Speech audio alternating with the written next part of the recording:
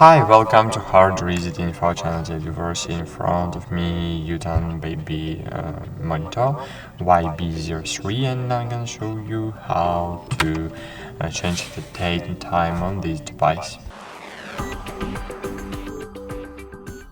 So first, need to open the main menu. Find here setting, and then find date and time.